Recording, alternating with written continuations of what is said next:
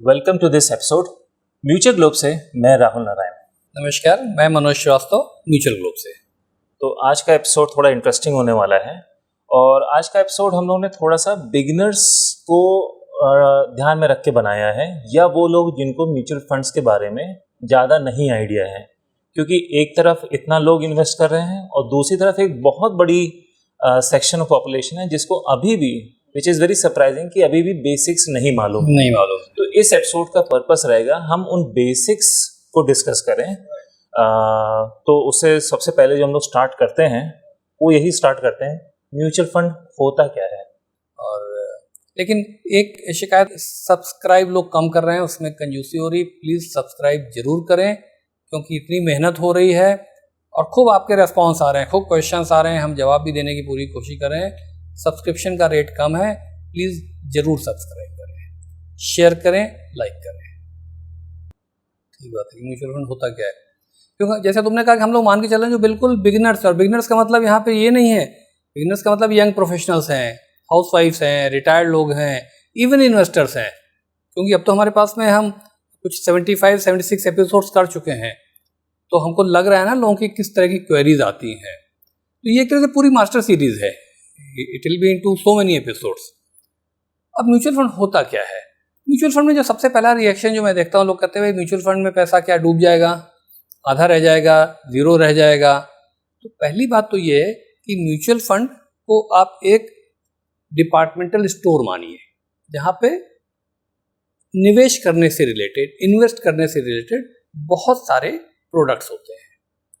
अभी हम बहुत आपको ना समझाएं तो ब्रॉडली दो कैटेगरीज में करते हैं।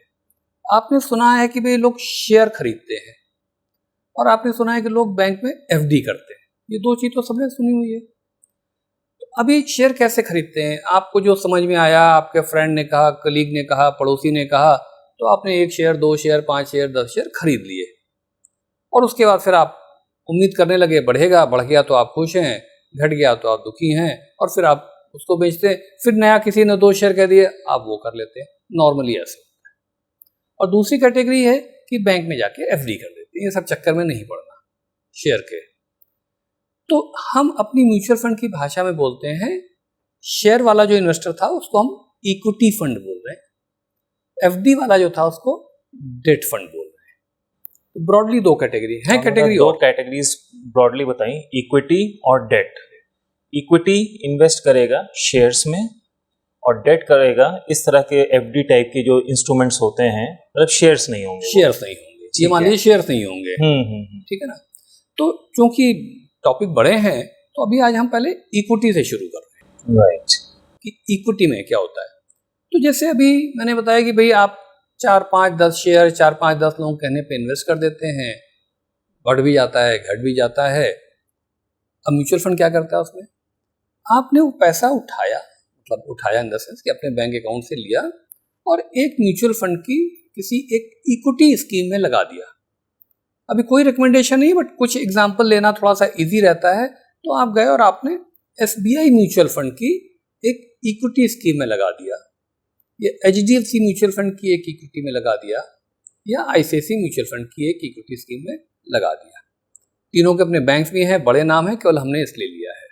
आप कहें वो तो हम भी कर सकते थे। तो फायदा क्या हुआ? फायदा ये हुआ कि आपको और 90% से ज़्यादा लोगों को नहीं समझ है। 90% से ज़्यादा लोगों के पास कोई रिसर्च नहीं है, क्योंकि वर्ल्ड ही डायनेमिक है आज की डेट में, और हमेशा ही रहा है।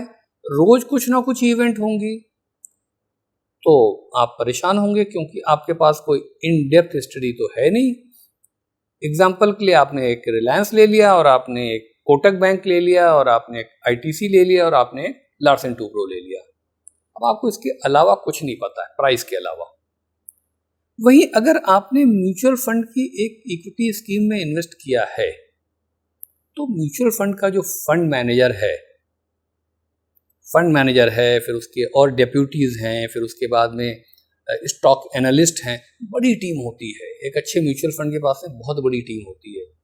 इनका पूरे टाइम, फुल टाइम जॉब उन शेयर्स को, उन इंडस्ट्री को, उन न्यूज़ को स्टडी करना है, समझना है, उनका इम्पैक्ट शॉर्ट टर्म में क्या होगा, लॉन्ग टर्म में क्या होगा, उसके बेसिस पर वो इन्वेस्टमेंट का डिसीजन लेते हैं। एक आम इन्वेस्टर जो कि डायरेक्ट शेयर में लेता है, उसके साथ एक बहुत बड़ा एक तो माइनस पॉइंट वही हो गया कि उसके पास स्टडी नहीं है, उसके पास रिसर्च नहीं है। तीसरी चीज, वो इमोशनली कंडीशनड नहीं होता है और रोज किसी न्यूज से अच्छी हुई तो और बुरी हुई तो घबराता है। तो वो इक्विटी को मान के चलता है कि भाई फटाफट जो है पैसा बन गया और जरा सा नुकसान हुआ तो निकल जाए। जबकि म्यूचुअल फंड का जो फंड मैनेजर है वो इमोशनली प्रॉपरली कंडीशनड है। ये वैसे ही हो गया जैसे कि अगर काफ़ी लोगों ने देखी होगी, पॉपुलर मूवी थी मुन्ना भाई एमबीबीएस, तो उसमें एक एग्जांपल देते हैं जो डॉक्टर साहब हेड हैं बोमन ईरानी, कि मैं अपने पेशेंट को प्यार नहीं करता। पीपल वर शॉक्ड, अरे डॉक्टर कह रहा है मैं अपने पेशेंट को प्यार नहीं करता। फिर उन्होंने क्लैरिफाई किया कि मैं अपनी पेशेंट को ऑपरेट करता हूँ तो ऑपरेट कर ले जाता हूँ, मैं अपनी बेटी का ऑपरेशन करूँगा तो मेरे हाथ हिल जाएंगे। तो फंड मैनेजर ये प्यार कर रहा है कि आपको अच्छे से अच्छा रिटर्न बना के दे, बट आज एकदम से कोई ख़राब न्यूज़ आ गई वो परेशान नहीं होता, बिकॉज उसका जो डिसीजन है बैक्ड ऑन द स्टडी है, बैक्ड ऑन द रिसर्च है, और आप परेशान हो जाते हैं। इंडिविजुअल इन्वेस्टर जो डायरेक्टली शेयर खरीद रहा है, ये एक बहुत इंपॉर्टेंट पॉइंट है other than study and research. तो एक तरीके से आप डायरेक्ट शेयर खरीदें और आप म्यूचुअल फंड को दे दें। 90% से ज़्यादा, इनफैक्ट 95% से ज़्यादा लोगों को डायरेक्ट शेयर, मेरा मानना यह है, नहीं खरीदना चाहिए। इक्विटी म्यूचुअल फंड के रूट से ही जाना चाहिए।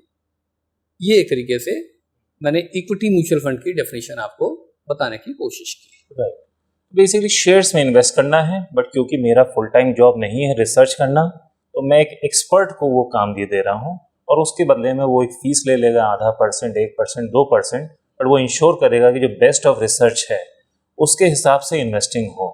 और जो कि हम लोगों ने रिटर्न्स देखे भी हैं पिछले कुछ सालों में, अमेजिंग रिटर्न्स आए हैं क्योंकि बैक्ड बाय रिसर्च होती हैं।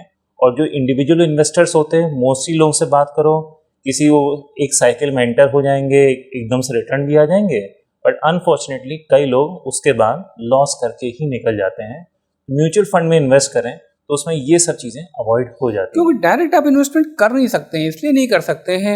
आप बड़े डॉक्टर हैं, बड़े सर्जन हैं, इंजीनियर हैं, बड़े हों छोटे हों, आपका प्रोफेशन आपका टाइम लेता है।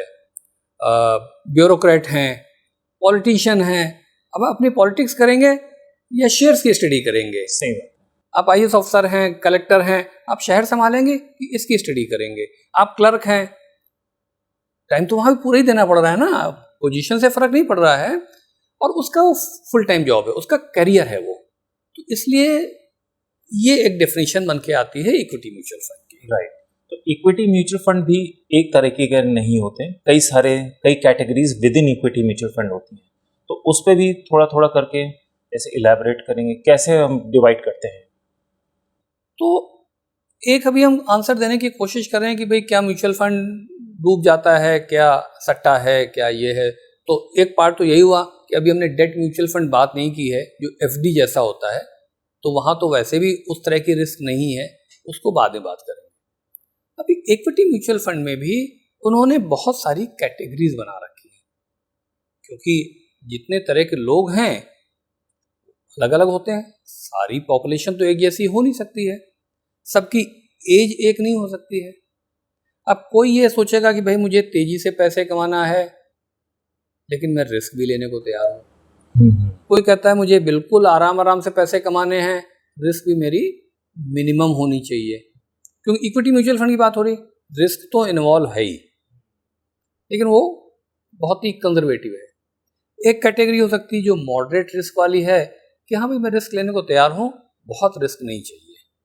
तो अभी अगर हम इन तीन को ही समझने की कोशिश करें, तो म्यूचुअल फंड इंडस्ट्री ने इस ढंग से स्कीम्स को वर्कआउट किया है, जो कि हर तरह के लोगों के रिस्क एपिटाइट के एंगल से स्कीमें बनाने की कोशिश की हैं।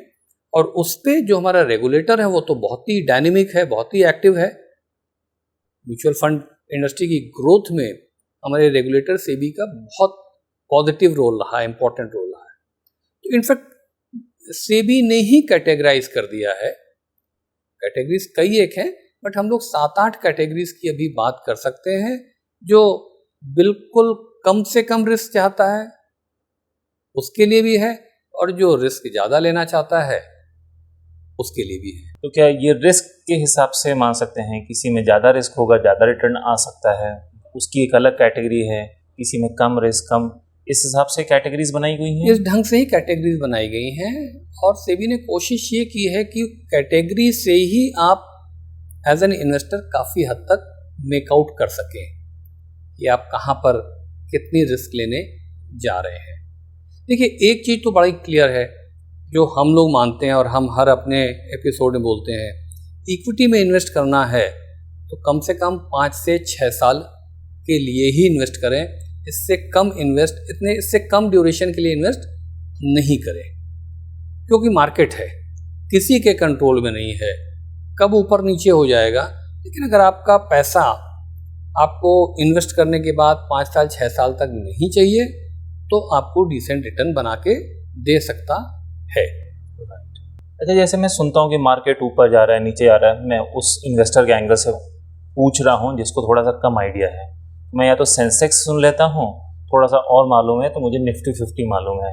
तो क्या स्टॉक मार्केट मतलब सेंसेक्स या निफ्टी 50? नहीं, उसको भी क्या किया है कि वहाँ भी सेबी ने बड़ा अच्छा एक रोल प्ले किया है। वो रोल उसने थोड़ा अपने एमफी को डेलीगेट कर दिया है। देखिए, आप कहते हैं कि भाई निफ्टी 50 है, लेकिन निफ्टी 50 क्या होता है?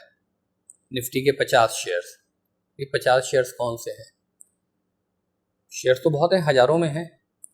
तो एक हेल्प करने के लिए सेबी ने कहा कि भाई इनका जरा स्टॉक्स का, यानी कि शेयर्स का, हमारी भाषा जवान स्टॉक्स बोलने की पड़ी हुई है, इन शेयर्स को भी थोड़ा सा एक बाइफर्केट कर दीजिए। तो आप कैसे कहते हैं? आप कहते हैं भाई बड़े शेयर्स हैं और मझोले शेयर्स हैं और छोटे शेयर्स हैं, डिफाइन कैसे करें? उसने कहा कि साहब ऊपर के 100 शेयर्स को हम लार्ज कैप बोलेंगे। कैप का मतलब यहाँ कैपिटलाइजेशन है। तो पहले कैपिटलाइजेशन को ही समझ लेते हैं, वरना आप कहेंगे फिर लार्ज कैप का मतलब क्या हुआ। आप मानिए कि आप एक कंपनी है, जैसे कि कंपनी बहुत सारी हैं, पॉपुलर कंपनी जैसे हम लोगों ने बात की, रिलायंस है, एल&टी है, आईटीसी है, यहाँ पर हम किसी का नाम नहीं ले रहे हैं। हमने कहा कि साहब एक कंपनी है ए, एक कंपनी है बी, एक कंपनी है सी। अब ए कंपनी ने के जो शेयर्स हैं वो मान लीजिए 1 लाख शेयर्स हैं। 1 लाख शेयर्स ने इशू कर रखे हैं अपने शेयर होल्डर को, और उस शेयर की मार्केट प्राइस 20 रुपए है।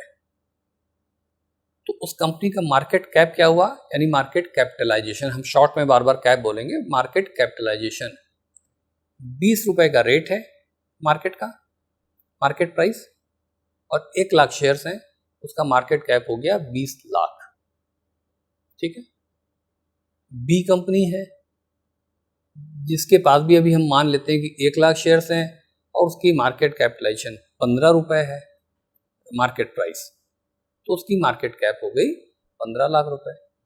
एक सी कंपनी है जिसके आप समझो 10,000 ही शेयर्स हैं और 12 रुपए का मार्केट प्राइस है, तो 10,000 इंटू 12, 1,20,000। 20 लाख, 15 लाख, 1,20,000। क्योंकि एक्सटेम्पोर बोल रहे हैं, कहीं फिगर में गड़बड़ हो जाए तो एक्सक्यूज कीजिएगा।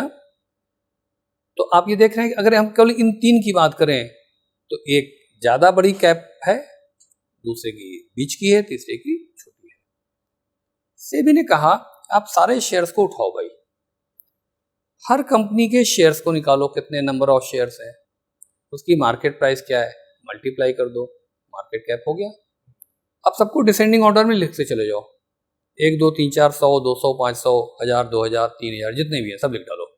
जैसे जितनी भी लिस्टेड कंपनीज होती हैं स्टॉक मार्केट में, निफ्टी 50 या BSE 30 मतलब नहीं, वो सारे कंपनीज के बारे में बता रहे हैं, वो बिल्कुल टॉप के शेयर्स के बारे में वो टॉप के शेयर्स बता रहे हैं। तो आपने कहा कि मार्केट कैप के हिसाब से सारी कंपनीज लिखो, लेकिन उस ऑर्डर में लिखो जो सबसे बड़ी ऊपर है और नीचे वाली जो छोटी हाँ, है, जैसे उस आप ऑर्डर में। एक्सेल में बोलते हैं, ये एक्सेल में sort कर सबका नाम लिया। लिख दो, सॉर्ट कर दो, यस, डिसेंडिंग ऑर्डर कर दो। राइट। तो सबसे ऊपर वाली ऊपर आ गई और सबसे कम होती हुई नीचे चली गई। अब ऊपर की 100 कंपनी को जाके भाई एक्सेल में कलर कर दो। ये जो 100 कंपनी हो गई, ये लार्ज कैप कंपनीज हो गई। ये इंडिया की सबसे बड़ी कंपनीज है। इंडिया की 100 सबसे बड़ी कंपनी है। उसके बाद 101 से लेके 250 तक जिनकी मार्केट कैपिटलाइजेशन आ रही है, वो मिड कैप कंपनीज हो गई, मिड कैप 150। और उसके बाद 250 के बाद जितनी कंपनी है वो स्मॉल कैप में आ गई। तो ये हो गया। अब लार्ज कैप में जैसे निफ्टी 50 की बात की, तो निफ्टी 50 का मतलब ये है कि उन लार्ज कैप 100 कंपनी में भी अगर आप कह रहे हैं कि मैं उस स्कीम में इन्वेस्ट करना चाह रहा हूं या उस कैटेगरी में करना चाह रहा हूं जो निफ्टी 50 शेयर्स लेती है, तो इसका मतलब उसमें टॉप के 50 शेयर्स आ रहे हैं। आपने कहा साहब मैं उस कैटेगरी में इन्वेस्ट करना चाह रहा हूं जो लार्ज कैप 100 में आ रहे हैं, तो इसका मतलब वो 100 शेयर में इन्वेस्ट करेगी वो स्कीम, वो स्मॉल कैप में नहीं कर देगी। इसी तरह से जो मिड कैप वाली है वो 101 से 250 के बीच के शेयर्स में ही इन्वेस्ट करेगी, और स्मॉल कैप वाली 251 एंड नीचे करेगी। हर स्कीम का थोड़ा थोड़ा ऑब्जेक्टिव डिफरेंट हो गया। कोई रिस्क ज़्यादा ले रही है अगर स्मॉल कैप में कर रही है, छोटी कंपनी रिलेटिवली छोटी कंपनीज में इन्वेस्ट कर रही है तो शायद ज़्यादा रिटर्न भी आ सकता है, ज़्यादा लॉस भी आ सकता है। तो जिसकी जैसी रिस्क की कैपेसिटी है इन्वेस्टर की, वो उस हिसाब से उसको स्कीम को इवेल्युएट कर लेना चाहिए। अगर आपकी रिस्क बहुत कम लेने की है तो आप लार्ज कैप में रहें, मॉडरेट है तो थोड़ा लार्ज कैप थोड़ा मिड कैप लें, ज़्यादा रिस्क लेने की कैपेसिटी है तो आप अपना पोर्शन स्मॉल कैप में ज़्यादा कर सकते हैं। यहाँ वर्ड ऑफ कॉशन कि किसी एक कैटेगरी में पूरा मत चले जाइए, डिवाइड कीजिए, क्योंकि हर एक का टाइम रहता है अपना। तो आपके रिस्क की कैपेसिटी ज़्यादा है तो आप स्मॉल कैप की परसेंटेज बढ़ा दीजिए, 100% मत चले जाइए। आपकी बीच वाली है तो वो मिक्स करके रखिए, अपने एडवाइज़र से समझिए, आप खुद भी उसको समझिए, वो मिक्स करके रखिए। तो ये बात हो गई कैटेगराइजेशन की। राइट। तो हमारी ये सीरीज़ है जो कि म्यूचुअल फंड के बेसिक्स पे है और ये अभी जारी रहेगी।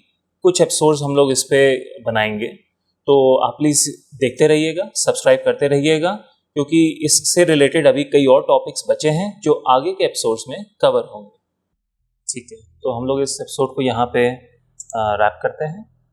जो हमारे ऑडियंस से हम रिक्वेस्ट करेंगे, आपके जो क्वेश्चंस हैं वो प्लीज़ कमेंट्स में ड्रॉप करिए, उनको हम लोग आगे के एपिसोड्स में डिस्कस करेंगे। तब तक देखते रहिए एपिसोड्स, और अगर एपिसोड अच्छा लगा हो तो प्लीज़ लाइक करिए, शेयर करिए और ज़रूर सब्सक्राइब करिए। Thank you.